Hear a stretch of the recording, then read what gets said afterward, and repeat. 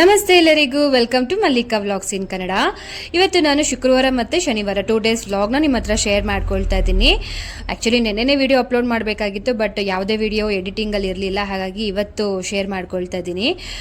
ಇನ್ನು ನಾನು ಗುರುವಾರ ನೈಟ್ ಮನೆಗೆ ಬಂದ ಮೇಲೆ ಸ್ವಲ್ಪ ಮೆಸ್ಸಿಯಾಗೇ ಇತ್ತು ಕಿಚನ್ ಎಲ್ಲ. ಸೊ ಊಟ ಎಲ್ಲ ಮುಗಿಸ್ಕೊಂಡು ಹಾಗೆ ಮಲಗಿಬಿಟ್ಟೆ, ಕಿಚನ್ ಕ್ಲೀನೇ ಮಾಡಿರಲಿಲ್ಲ. ಸೊ ಶುಕ್ರವಾರ ಬೆಳಗ್ಗೆ ಹೇಗಿರುತ್ತೆ ಅನ್ನೋದು ತೋರಿಸ್ತಾ ಇದ್ದೀನಿ. ಕಿಚನ್ ಯಾವಾಗಲೂ ಕೂಡ ನೀಟಾಗಿ ಏನಿರೋದಿಲ್ಲ. ಸೊ ನನಗೆ ಫ್ರೀ ಇದ್ದಾಗ ಕ್ಲೀನ್ ಮಾಡ್ಕೊಳ್ಳೋದ್ರಿಂದ ಸ್ವಲ್ಪ ಟೈಮ್ ಆದರೆ ತಗೊಳ್ತೀನಿ. ಯಾವಾಗಲೂ ಕ್ಲೀನಿಂಗ್ ಅದ್ರ ಮಾತ್ರನೇ ತೋರ್ಸೋಕ್ಕಾಗೋದಿಲ್ಲ, ಗಲೀಜಾಗಿರೋದು ತೋರಿಸ್ಬೇಕು. ಆಗ ಮಾತ್ರನೇ ಗೊತ್ತಾಗುತ್ತೆ ನಾವು ಎಷ್ಟೊಂದು ಕಷ್ಟಪಡ್ತೀವಿ ಅಂತ ಅಂದ್ಬಿಟ್ಟು. ಅಲ್ಲಿ ಹೋಗಿನೂ ಕೆಲಸ ನೋಡ್ಕೋಬೇಕು, ಮನೇನೂ ನೀಟಾಗಿ ಇಟ್ಕೋಬೇಕು ಅಂದರೆ ಕೆಲವೊಂದು ಟೈಮ್ ಆಗೋದಿಲ್ಲ. ಸೊ ಅದನ್ನು ತೋರಿಸಿದ್ರೆ ರಾ ಆಗಿ ನಿಮಗೆ ವೀಡಿಯೋಸ್ ಕೂಡ ಅರ್ಥ ಆಗುತ್ತೆ ಅನ್ನೋದು ನಾನು ಅಂದ್ಕೊಂಡಿರೋ ಅಂಥದ್ದು. ಸೊ ಅದಕ್ಕೆ ಇವತ್ತು ಶುಕ್ರವಾರ ಅಲ್ವಾ, ಪೂಜೆ ಎಲ್ಲ ಮಾಡಬೇಕಾಗಿತ್ತು. ನಿಜ ಹೇಳಬೇಕು ಅಂದರೆ ಪೂಜೆ ಮಾಡಿ 2 ವಾರ ಆಗೋಗಿದೆ. 1 ವಾರ ಅಂತೂ ದೇವ್ರ ಐಟಮ್ ಅಂದರೆ ಸಾಮಾನುಗಳೆಲ್ಲ ವಾಶ್ ಮಾಡಬೇಕಾಗಿತ್ತು, ನನಗೆ ಟೈಮ್ ಸಿಕ್ಕಿರಲಿಲ್ಲ. ಅದಕ್ಕೆ ಪೂಜೆ ಅಂತೂ ನಮ್ಮ ಮನೆಯವರೇ ಮಾಡ್ಕೊಳ್ತಾ ಇದ್ರು, ಹೂವು ಎಲ್ಲ ಚೇಂಜ್ ಮಾಡಿಕೊಂಡು ಎಲ್ಲ. ನೆಕ್ಸ್ಟ್ ವೀಕ್ ನಾನು ಪೀರಿಯಡ್ಸಲ್ಲಿದ್ದೆ, ಸೊ ದಟ್ 15 ದಿನ ಆಗೋಯಿತು ಪೂಜೆ ರೂಮ್ ಎಲ್ಲ ಕ್ಲೀನ್ ಮಾಡಿಕೊಂಡು ನಾನು ಇವತ್ತು ಎಲ್ಲ ನೀಟಾಗಿ ಪೂಜೆ ಮಾಡ್ಕೊಳ್ತಾ ಇರೋವಂಥದ್ದು. ಸೊ ಅದಕ್ಕೆ ಸ್ವಲ್ಪ ಕಿಚನ್ ಕೂಡ ನೀಟಾಗಿ ಕ್ಲೀನ್ ಮಾಡ್ಕೊಳ್ತಾ ಇದ್ದೀನಿ. ವೀಕ್ಲಿ ಒನ್ಸ್ ನಾನು ಸ್ಟವ್ ಎಲ್ಲ ಕ್ಲೀನ್ ಮಾಡ್ಕೊಳ್ಳೋದ್ರಿಂದ ಈ ಒಂದು ಸ್ಪ್ರೇನ ಯೂಸ್ ಮಾಡ್ತೀನಿ. ಸೊ ಎಲ್ಲೆಲ್ಲಿ ಕರೆಗಳು ಜಾಸ್ತಿ ಇದೆಯೋ ಅದೆಲ್ಲ ನೀಟಾಗಿ ಹೋಗ್ಬಿಡುತ್ತೆ, ಜಾಸ್ತಿ ಕಷ್ಟಪಡೋ ಅವಶ್ಯಕತೆಯೂ ಇರೋದಿಲ್ಲ ಉಜ್ಜೋದಕ್ಕೆಲ್ಲ. ಸೊ ಟೈಲ್ಸ್ ಕೂಡ ಇದರಿಂದನೇ ನೀಟಾಗಿ ಕ್ಲೀನ್ ಆಗುತ್ತೆ. ಸೊ ಇದರಲ್ಲಿರೋಂಥ ವಾಟರು ಈ ಬಾಟ್ಲಲ್ಲಿ ಬಂದಿರೋವಂಥದ್ದಲ್ಲ, ನಾನೇ ಹೋಮ್ ಮೇಡ್ ಮಾಡ್ಕೊಂಡಿರೋ ಅಂಥದ್ದು. ಏನೇನು ಹಾಕಿದ್ದೀನಿ ಅಂದರೆ ಇದರಲ್ಲಿ ಲೈಝಾಲು, ಸ್ವಲ್ಪ ವಿಮ್ ಲಿಕ್ವಿಡ್ ಜೆಲ್ಲು, ಹಾಗೆ ಮತ್ತು ಇನ್ನೇನು ಲೆಮನ್, ಇವೆಲ್ಲ ಹಾಕಿಬಿಟ್ಟು ನಾನು ಲಿಕ್ವಿಡ್ ಮಾಡ್ಕೊಂಡು ಇಟ್ಕೊಂಡಿರೋ ಅಂಥದ್ದು. ಎಷ್ಟು ಚೆನ್ನಾಗಿ ಕ್ಲೀನ್ ಆಗುತ್ತೆ ಅಂದರೆ ಸಿಂಕ್ಗೆಲ್ಲ ನೀಟಾಗಿ ಹಾಕಿ ವಾಶ್ ಮಾಡ್ಕೋಬೋದು. ತುಂಬ ಚೆನ್ನಾಗಿ ಜಿಡ್ಡೆಲ್ಲ, ಈ ಎಣ್ಣೆ ಜಿಡ್ಡಿರುತ್ತಲ್ಲ ಅದೆಲ್ಲನೂ ಹೋಗಿಬಿಡುತ್ತೆ. ಸೊ ಅದಕ್ಕೆ ತೋರಿಸ್ತಾ ಇದ್ದೀನಿ ನಿಮಗೆ. ಆಲ್ಮೋಸ್ಟ್ ಎಲ್ಲ ಕ್ಲೀನಿಂಗ್ ಕಂಪ್ಲೀಟ್ ಆಯಿತು ಕಿಚನಲ್ಲಿ. ಅದಾದಮೇಲೆ ಟಿಫನ್ ಕೆಲಸ ಎಲ್ಲ ಸ್ಟಾರ್ಟ್ ಮಾಡಿದ್ದು. ಸೊ ಫಸ್ಟು ಕಿಚನ್ ಕ್ಲೀನಿಂಗ್ ಆಗಿಬಿಟ್ರೆ ಆಮೇಲೆ ಅಡುಗೆ ಮಾಡೋಕ್ಕೂ ಕೂಡ ಇಂಟ್ರೆಸ್ಟ್ ಬರುತ್ತೆ. ಸೊ ಅದಕ್ಕೆ ಎಲ್ಲ ನೀಟಾಗಿ ವಾಶ್ ಮಾಡಿಬಿಟ್ಟೆ. ಇನ್ನೊಂದು ವಾರ ನಾನು ಈ ತಂಟೆಗೆ ಬರೋದಿಲ್ಲ, ನೆಕ್ಸ್ಟ್ ವೀಕ್ ನಾನು ಡೀಪ್ ಕ್ಲೀನ್ ಮಾಡ್ಕೊಳ್ಳೋ ಅಂಥದ್ದು. ಸೊ ನೆಕ್ಸ್ಟ್ ಸ್ನಾನ ಎಲ್ಲ ಮುಗಿಸ್ಕೊಂಡು ಬಂದುಬಿಟ್ಟೆ, ಮನೆಯೆಲ್ಲ ಕ್ಲೀನ್ ಮಾಡಿದ್ದಾಗೋಯ್ತು. ಇನ್ನು ತಿಂಡಿಗೆ ರೆಡಿ ಮಾಡ್ತಿದ್ದೀನಿ. ಹಾಗೆ ಹೇಳಬೇಕು ಅಂದರೆ ಬೆಳಿಗ್ಗೆ ನಾನು 6:30ಗೆ ಎದ್ದೆ. 6 ಗಂಟೆಗೆ ಅಲಾರಾಮ್ ಇಟ್ಟಿರೋದು, ಬಟ್ 6:15ಗೆ ಎದ್ದಿದ್ದೀನಿ. ಸೊ ಹಿಂಗೆ ಆಗುತ್ತೆ ಯಾವಾಗಲೂ ಕೂಡ. 5 ಗಂಟೆಗೆ ಎದ್ದೊಳ್ಬೇಕು ಅಂತ ಪ್ಲ್ಯಾನ್ ಇರುತ್ತೆ, ಬಟ್ ಆಗೋದಿಲ್ಲ. ಸೊ ನಿದ್ದೆನೂ ಕೂಡ ಬೇಕಲ್ವ, ಮಧ್ಯಾಹ್ನ ಹೇಗೋ ಮಲಗೋದಿಲ್ಲ, ಹಾಗಾಗಿ 6:30ವರೆಗೂ ಮಲಗಿದ್ದೆ. ಸೊ ನಾರ್ಮಲಾಗಿ ನಾನು 6:45ಗೆ ಎದ್ದೊಳ್ತೀನಿ, ಒಂದು 1/4 ಅವರ್ ಬೇಗ ಎದ್ದಿದ್ದೀನಿ ಅಷ್ಟೇ. ಆ್ಯಂಡ್ ಇವತ್ತಿನ ತಿಂಡಿಗೆ ನಾನು ನೀರು ದೋಸೆ ಮತ್ತು ಆಲೂಗಡ್ಡೆ ಪಲ್ಯ, ಚಟ್ನಿ. ಸೊ ತಿಂಡಿಗೆ ಇದನ್ನು ಮಾಡ್ತಿರೋ ಅಂಥದ್ದು.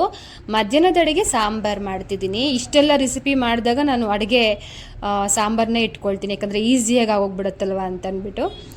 ಲಂಚ್ ಬಾಕ್ಸ್ ಎಲ್ಲ ಪ್ಯಾಕ್ ಮಾಡಬೇಕು ಅಂತ. ಆ್ಯಂಡ್ ಚಟ್ನಿ ಸ್ವಲ್ಪನೇ ಮಾಡಿದ್ದೀನಿ, ಮಕ್ಕಳು ಚಟ್ನಿ ಅಷ್ಟೊಂದು ಇಷ್ಟಪಡೋದಿಲ್ಲ, ಪಲ್ಯ ಮಾತ್ರ ತೊಗೊಂಡು ಹೋಗ್ತಾರೆ. ಸೊ ನೀರು ದೋಸೆಗೆ ನೈಟೇ ನೆನೆಸಿಟ್ಬಿಟ್ಟಿದ್ದೆ, ಬೆಳಗ್ಗೆ ಎದ್ದು ಒಂದು ಸ್ವಲ್ಪ ಕಾಯಿ ತುರಿ ಹಾಕಿ ರುಬ್ಕೊಂಡು ನೀರು ದೋಸೆ ಆದರೆ ಮಾಡಿಕೊಂಡೆ. ಒಂದು ಕಡೆ ನಾನು ಫ್ರೈ ಮಾಡೋದಿಲ್ಲ, 2 ಕಡೆನೂ ಚೆನ್ನಾಗಿ ಬೇಯಿಸ್ಕೊಂಡು ತಿಂತೀನಿ.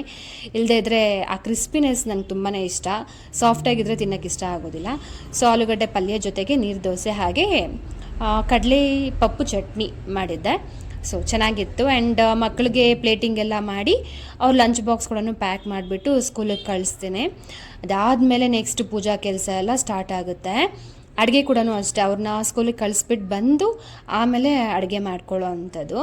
ಸೊ ಈ ರೀತಿ ಮಲ್ಟಿ ಟಾಸ್ಕಿಂಗ್ ಇರುತ್ತೆ. ಬೆಳಗ್ಗೆ ಎದ್ದಾಗಲಿಂದ ರಾತ್ರಿ ಮಲಗೋವರೆಗೂ ಪ್ರತಿಯೊಂದು ಕೆಲಸನೂ ಮಾಡ್ಕೋಬೇಕು, ಟೈಮ್ ಟು ಟೈಮ್ ಅನ್ನೋದು ಫಿಕ್ಸ್ ಆಗಿಬಿಟ್ರೆ ಕಷ್ಟ ಆಗೋದಿಲ್ಲ. ಆ್ಯಂಡ್ ಪೂಜೆ ಎಲ್ಲ ಮುಗಿಸ್ಕೊಂಡು ನಾನು ಪಾರ್ಲರ್ಗೆ ಬಂದುಬಿಟ್ಟೆ. ಆಲ್ಮೋಸ್ಟ್ 1-2 ಕಸ್ಟಮರ್ ವೆಯ್ಟ್ ಮಾಡ್ತಾಯಿದ್ರು. ಸೊ ಬೇಗನೆ ಪೂಜೆ ಮುಗಿಸ್ಕೊಂಡು ಬಂದುಬಿಟ್ಟೆ. ಈ ಥರ ಹರಿಬಿರಿ ಇದ್ದಾಗ ವೀಡಿಯೋ ಶೂಟ್ ಮಾಡ್ಕೊಳ್ಳೋಕ್ಕೂ ಕೂಡ ಸ್ವಲ್ಪ ಕಷ್ಟ ಆಗುವಂಥದ್ದು. ಫೋನ್ಸ್ ಬರ್ತಾ ಇರುತ್ತಲ್ವ, ಆ್ಯಂಡ್ ಟೆನ್ಷನಲ್ಲೂ ಇರುತ್ತೆ, ವೆಯ್ಟ್ ಮಾಡ್ತಿರ್ತಾರಲ್ವ ಕಸ್ಟಮರು ಅಂತ ಅಂದ್ಬಿಟ್ಟು. ಸೊ ಬಂದುಬಿಡ್ತೀನಿ, ನಾನು ಆದಷ್ಟು ಬೇಗನೆ ಬಂದುಬಿಡ್ತೀನಿ. ಅವ್ರನ್ನ ವೆಯ್ಟ್ ಮಾಡ್ಸೋದಕ್ಕೆ ಬಿಡೋದಿಲ್ಲ. ಅವ್ರು ಯಾವ ಟೈಮಿಗೆ ಬರ್ತೀನಿ ಅಂತ ಹೇಳ್ತಾರೋ ಅದಕ್ಕಿಂತ ಒಂದು 5 ನಿಮಿಷ ಮುಂಚೆ ನಾನು ಅಲ್ಲಿರೋದಕ್ಕೆ ಆದಷ್ಟು ಟ್ರೈ ಮಾಡ್ತೀನಿ. ಸೊ ಅಂಗಡಿಯಲ್ಲೂ ಪೂಜೆ ಮಾಡಬೇಕಾಗಿತ್ತು. ಆ್ಯಕ್ಚುಲಿ ಗುರುವಾರ ಮಾಡ್ತೀನಿ ನಾನು ಯಾವಾಗಲೂ ಪೂಜೆ, ಬಟ್ ಇವತ್ತು ಶುಕ್ರವಾರ ಮಾಡೋ ಹಾಗೆ ಪರಿಸ್ಥಿತಿ ಆಯಿತು. ಯಾಕಂದರೆ ಕಸ್ಟಮರ್ ವೆಯ್ಟ್ ಮಾಡಿರೋದ್ರಿಂದ ನಾನು ಪಾರ್ಲರೆಲ್ಲ ಕ್ಲೀನ್ ಮಾಡಿಕೊಂಡು ಪೂಜೆ ಮಾಡೋದಕ್ಕೆ ಆಗೋದಿಲ್ಲ. ಸೊ ಫಸ್ಟು ಈ ಕೆಲಸ ಮುಗೀಲಿ, ಆಮೇಲೆ ಪೂಜೆ ಕೆಲಸ ಸಮಾಧಾನವಾಗಿ ಮಾಡೋಣ ಅಂತ. ಟೆನ್ಷನಲ್ಲಿ ಇದ್ದಾಗೂ ಕೂಡ ನೆಟ್ಟಿಗೆ ಪೂಜೆ ಮಾಡೋದಕ್ಕೆ ಆಗೋದಿಲ್ಲ. ಹಾಯ್ ಎಲ್ಲರಿಗೂ. ಸೊ ಟೈಮ್ ಈಗ 1:30 ಆಗ್ತಾ ಇದೆ. ನಾನು ಇವಾಗ ಏನು ಮಾಡ್ತಿದ್ದೀನಿ ಅಂದರೆ ಸ್ಯಾರಿ ಪ್ಲೀಟಿಂಗ್ ಮಾಡ್ತಾ ಇದ್ದೀನಿ. ಲಾಸ್ಟ್ ಬ್ಲಾಗಲ್ಲಿ ಹೇಳಿದ್ನಲ್ವಾ, ಒಂದು 7 ಸ್ಯಾರಿ ಬುಕ್ ಆಗಿದೆ ಸ್ಯಾರಿ ಪ್ಲೀಟಿಂಗ್ಗೆ ಅಂತ ಅಂದ್ಬಿಟ್ಟು. ಅವಾಗ ನಾನು ಮಾಡೋಕ್ಕಾಗಿರಲಿಲ್ಲ. ಜಸ್ಟ್ ಒಂದು 3 ದಿನ ಟೈಮ್ ಕೊಟ್ಟಿದ್ರು ಅಷ್ಟರೊಳಗಡೆ ಮಾಡಿಕೊಡಿ ಅಂತ. ಬಟ್ ಆಗಿಲ್ಲ, ನನಗೆ ಕಸ್ಟಮರ್ನ ಅಟೆಂಡ್ ಮಾಡಿಕೊಂಡು ಈ ಕೆಲಸ ಮಾಡ್ಕೊಳ್ಳೋದಕ್ಕೆ ಆಗಲ್ಲ. ಏನಂದರೆ ಇಲ್ಲಿ ಪಿನ್ ಮಾಡಿ ಇಟ್ಕೊಂಡ್ಬಿಡ್ತೀನಿ, ಆಮೇಲೆ ಐರನಿಂಗ್ ಮಾತ್ರ ಬೇರೆ ಕಡೆ ಹೋಗ್ಬಿಟ್ಟು ಐರನಿಂಗ್ ಮಾಡ್ಕೊಳ್ಳೋ ಅಂಥದ್ದು. ಹಾಗಾಗಿ ಸ್ವಲ್ಪ ಟೈಮ್ ಜಾಸ್ತಿನೇ ತಗೊಳುತ್ತೆ. ಇವತ್ತು ಅವ್ರು ಬೆಳಿಗ್ಗೆ ಕಾಲ್ ಮಾಡಿದ್ರು, ಇವತ್ತು ಸಾಯಂಕಾಲನೇ ಡೆಲಿವರಿ ಮಾಡಿ ಡೆನ್ಸೋ ಬುಕ್ ಮಾಡಿಬಿಡಿ ಅಂತ ಹೇಳಿದರು ಅವ್ರ ಅಡ್ರೆಸ್ಗೆ. ಸೊ ಅದಕ್ಕೆ ಇವಾಗ ಈ ಕೆಲಸನ ಮಾಡ್ಕೊಳ್ತಾ ಇದ್ದೀನಿ. ಆಲ್ಮೋಸ್ಟ್ ಒಂದು 5 ಸ್ಯಾರಿಗೆ ಪಿನ್ ಮಾಡಿದ್ದಾಗೋಗಿದೆ. ಇನ್ನೂ ಒಂದು 2 ಸ್ಯಾರಿ ಇದೆ, ಅದಕ್ಕೆ ಪಿನ್ ಮಾಡಾಗಿ ಈವ್ನಿಂಗ್ ಮನೆಗೆ ಹೋಗೋಷ್ಟೊತ್ತಿಗೆ ನಾನು ಐರನಿಂಗ್ ಎಲ್ಲ ಕಂಪ್ಲೀಟ್ ಮಾಡಿಕೊಂಡು ಅವ್ರಿಗೆ ಡೆನ್ಸೋ ಬುಕ್ ಮಾಡಿ ಕಳಿಸ್ಬಿಡ್ತೀನಿ.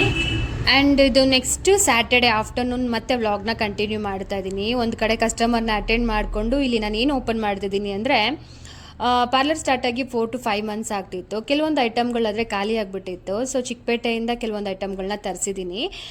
ಪಾರ್ಲರ್ಗೆ ಅಂತ ಸಪ್ಲೈ ಮಾಡುವಂಥ ಕೆಲವೊಬ್ಬರು ಡೀಲರ್ಸ್ ಇರ್ತಾರೆ, ಅವ್ರ ಒಂದು ಕಾಂಟ್ಯಾಕ್ಟ್ ನಮ್ಮ ಯಜಮಾನ್ರ ಹತ್ರ ಇರುತ್ತಲ್ವ, ಅದನ್ನು ಡೀಟೇಲ್ ತೊಗೊಂಡು ನಾನು ಬುಕ್ ಮಾಡಿಕೊಂಡೆ. ಅಲ್ಲಿಗೆ ಹೋಗಿ ತೊಗೊಂಬರೋದಕ್ಕೂ ಕೂಡ ಮ್ಯಾಕ್ಸಿಮಮ್ 3 to 4 ಅವರ್ ಆಗಿಬಿಡುತ್ತೆ. ಹಾಗಾಗಿ ಆನ್ಲೈನಲ್ಲೇ ಪರ್ಚೇಸ್ ಮಾಡೋಣ ಅಂತ ಅಂದ್ಬಿಟ್ಟು ಅವ್ರಿಗೆ ಕಾಲ್ ಮಾಡಿ ನನಗೇನೇನು ಬೇಕೋ ಅದನ್ನೆಲ್ಲ ಬುಕ್ ಮಾಡ್ಕೊಂಡಿದ್ದೆ. ಜಸ್ಟ್ ಒಂದು 1 ಅವರ್ಗೆಲ್ಲ ನನ್ನ ಪಾರ್ಲರ್ಗೆ ಬಂದು ರೀಚ್ ಆಗೋಯ್ತು. ಇನ್ನು ಅಲ್ಲಿ ಕಸ್ಟಮರ್ನ ಅಟೆಂಡ್ ಮಾಡ್ತಿದ್ದೀನಿ. ಇದನ್ನೆಲ್ಲ ಸೆಟ್ ಮಾಡ್ಕೊಂಬೇಡ, ಮತ್ತು ಇದನ್ನು ಗಲೀಜಾಗಿ ಹಾಗೆ ಇಡೋದು ಬೇಡ, ಇನ್ನು ಯಾರಾದರೂ ಬಂದಾಗ ಮೆಸ್ಸಿಯಾಗಿ ಕಾಣಿಸುತ್ತಲ್ಲ ಅಂತ ಅಂದ್ಬಿಟ್ಟು ಬೇಗ ಎತ್ತಿಟ್ಕೊಂಡ್ಬಿಡ್ತಾ ಇದ್ದೀನಿ. ಏನೆಲ್ಲ ತರಿಸಿದ್ದೀನಿ ಅಂತ ಕೂಡ ತೋರಿಸ್ತೀನಿ ನಿಮಗೆ. ಆಲ್ಮೋಸ್ಟ್ ನಾನು ಜಾಸ್ತಿ ತಗೊಳ್ಳೋ ಅಂಥದ್ದು ಸ್ಪಾ ಕ್ರೀಮ್ಗಳು ಮತ್ತು ಡಿ10 ಫೇಸ್ ಪ್ಯಾಕು, ಹಾಗೆ ಕೆಲವೊಂದು ಸ್ಪ್ರೇಸ್ ಎಲ್ಲ ಬೇಕಾಗಿತ್ತು, ಅದನ್ನೆಲ್ಲ ತರಿಸಿದ್ದೀನಿ. ಈ ವೀಕ್ ನನಗೆ ಹೇರ್ ಸ್ಟೈಲು ಮತ್ತು ಮೇಕಪ್ ಕೂಡ ಇರೋದ್ರಿಂದ ಕೆಲವೊಂದು ಐಟಮ್ಗಳೆಲ್ಲ ಖಾಲಿ ಆಗಿಬಿಟ್ಟಿತ್ತು. ಸೊ ಅಟ್ ಎ ಟೈಮ್ ಒಂದೇ ಸರಿ ಹೋಗಿ ತೊಗೊಂಡು ಬರೋದಕ್ಕೆ ಕೂಡ ಇಲ್ಲಿ ಎಲ್ಲೂ ಸಿಗೋದಿಲ್ಲ. ನನಗೆ ಬೇಕಾಗಿರೋ ಐಟಮ್ಗಳು ನಮ್ಮ ಮನೆ ಸರೌಂಡಿಂಗ್ ಎಲ್ಲೂ ಸಿಗೋದಿಲ್ಲ. ಸೊ ದಟ್ ನನಗೆ ಒಂದು ಕಡೆ ಮಾತ್ರ ಐಟಮ್ಗಳು ಚಿಕ್ಕಪೇಟೆಯಲ್ಲಿ ಇಷ್ಟ ಆಯಿತು. ಸೊ ಅಲ್ಲಿ ನಾನು ಪರ್ಚೇಸ್ ಮಾಡಿರೋ ಅಂಥದ್ದು ಏನೇನು ತರಿಸಿದ್ದೀನಿ ಅಂದರೆ, ಮೇಯ್ನಾಗಿ ಪೆಡಿಕ್ಯೂರ್ ಟೂಲ್ಸ್ ಎಲ್ಲ ಡ್ಯಾಮೇಜ್ ಆಗಿಬಿಟ್ಟಿತ್ತು, ಬ್ರಷು ಮತ್ತು ಕ್ಯೂಬಿಕ್ ಸ್ಟೋನ್ಗಳೆಲ್ಲ. ಸೊ ಅದನ್ನು ನಾನು ಇನ್ನೊಂದು ತರಿಸಿದ್ದೀನಿ. ಹಾಗೆ ನೇಲ್ ಶೇಪರ್ ಕೂಡ ತರಿಸಿದ್ದೆ. ರೋಸ್ ವಾಟರ್ ಕಂಪ್ಲೀಟ್ ಖಾಲಿ ಆಗಿಬಿಟ್ಟಿತ್ತು, ಅದನ್ನು ತರಿಸಿದ್ದೀನಿ. ಸ್ಪಾ ಕ್ರೀಮ್ಗಳು ಮಾತ್ರ 2 ತರಿಸಿದ್ದೀನಿ. ಸೊ ಯಾಕೆ 2 ಅಂದರೆ, ಸ್ವಲ್ಪ ಡಿಮ್ಯಾಂಡ್ ಜಾಸ್ತಿ ಇದೆ ಹೇರ್ ಸ್ಪಾಗೋಸ್ಕರ. ಸೊ ಹಾಗಾಗಿ 2 ತರಿಸ್ಬಿಟ್ಟೆ. ಮತ್ತು ಇನ್ನೊಂದು ತಿಂಗಳಿಗೆಲ್ಲ ಯಾರು ತೊಗೊಂಡು ಬರ್ತಾರೆ ಅಂತ ಅಂದ್ಬಿಟ್ಟು. ಹಾಗೆ ಶೈನ್ ಸ್ಪ್ರೇ ಮತ್ತು ಮೌಸ್ ಕೂಡ ತರಿಸಿದ್ದೀನಿ. ಒಳ್ಳೆ ಬ್ರ್ಯಾಂಡ್ದೇ ಕೊಟ್ಟಿದ್ದಾರೆ. ಸೊ ದಟ್ ಚೆನ್ನಾಗಿ ಹೇರ್ ಸ್ಟೈಲ್ ಮಾಡಿದಾಗೆಲ್ಲ ಚೆನ್ನಾಗಿ ಕೂರುತ್ತೆ ಅಂತ ಅಂದ್ಬಿಟ್ಟು. ಹಾಗೆ ಸ್ಪ್ಯಾಚುಲಾ ಬೇಕಾಗಿತ್ತು, ಬ್ಲೀಚ್ ಕೂಡ ಖಾಲಿಯಾಗಿತ್ತು, ಅದನ್ನು ತರಿಸಿದ್ದೆ. ಮೆಹಂದಿ ಕೋನ್ಗಳಂತೂ ಕಂಪ್ಲೀಟ್ ಖಾಲಿ ಆಗಿಬಿಡ್ತು. ಸೊ ಅದನ್ನು ತರಿಸಿದ್ದೀನಿ. ಸೊ ಇಷ್ಟು ಕೆಲವೊಂದು ಮಾತ್ರ ಇಂಪಾರ್ಟೆಂಟ್ ಆಗಿರೋದನ್ನು ಮಾತ್ರ ತರಿಸಿರೋ ಅಂಥದ್ದು. ಈ ಐಟಮ್ಗಳು ನನ್ನ ಸರೌಂಡಿಂಗ್ ಎಲ್ಲೂ ಸಿಗ್ತಾ ಇಲ್ಲ. ಕಾಸ್ಟ್ ಕೂಡ ಜಾಸ್ತಿ ಆಗುತ್ತೆ. ಯಾವಾಗಲೂ ಹೋಲ್ಸೇಲಾಗಿ ಹೋಗಿ ತೊಗೊಂಡು ಬಂದ್ರೇ ನಮಗೆ ಒಂದು ಸ್ವಲ್ಪ ಡಿಸ್ಕೌಂಟ್ ಕೊಡ್ತಾರೆ. ಸೊ ಒಂದೊಂದು ಐಟಮ್ ತೊಗೊಳ್ಬರೋದಕ್ಕೂ ಕೂಡ ಆಗೋದಿಲ್ವ ಅಂತ ಅಂದ್ಬಿಟ್ಟು ಈ ಎಲ್ಲ ಐಟಮ್ಗಳನ್ನ ನಾನು ಬುಕ್ ಮಾಡಿರೋ ಅಂಥದ್ದು. ಒಳ್ಳೊಳ್ಳೆ ಕಂಪನಿ ಕೂಡ ಸೇಲ್ ಮಾಡ್ತಾರೆ ಕಮ್ಮಿ ರೇಟ್ಗೆ. ಸೊ ಅದಕ್ಕೆ ನಾನು ತರಿಸಿದ್ದೆ. ಇದೆಲ್ಲ ತೆಗೆದು ನಾನು ನೀಟಾಗಿ ಅರೇಂಜ್ ಮಾಡಿಕೊಂಡು ನನ್ನ ಕೆಲಸದಲ್ಲಿ ನಾನು ಅದರ ಬ್ಯುಸಿ ಆಗೋದೆ. ಈ ವಿಡಿಯೋ ಆದರೆ ಇಲ್ಲಿಗೆ ಎಂಡ್ ಮಾಡ್ತೀನಿ. ವಿಡಿಯೋ ಇಷ್ಟ ಆದರೆ ಮಾತ್ರ ಒಂದು ಲೈಕ್ ಮಾಡಿ.